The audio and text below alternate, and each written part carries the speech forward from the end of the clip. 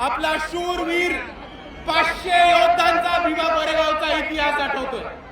आणि इतक्या वर्षापूर्वी जरी ती लढाई झाली असेल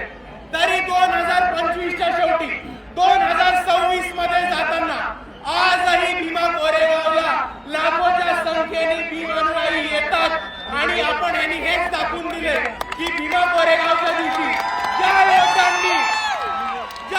योद्ध्यांनी इकडे पेशवाई माती काढण्याचं काम केलं होतं त्यांना आम्ही विसरलेलो नाही आहोत मित्रांनो। आणि दुसऱ्या बाजूला ज्या 500 शूरवीरांनी इकडच्या व्यवस्थेच्या विरुद्ध, इकडच्या परिस्थितीच्या विरुद्ध आणि इकडच्या पेशवाईच्या विरुद्ध बंद उकरण्याचं काम केलं होतं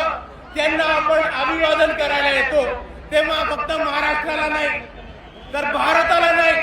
तर अख्ख्या जगाला दाखवून देतो की हे बाबासाहेबांची औलाद अजूनही लढलेलो विसरलो नाही होत।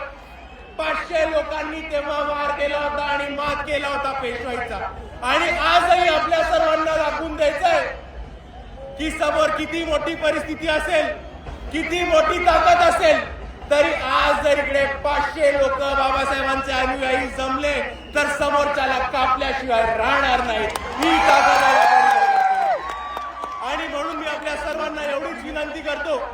की आज जसं आपण भीमा कोरेगावच्या इथे अभिवादन करायला एवढ्या मोठ्या संख्येने आलो त्याच पद्धतीने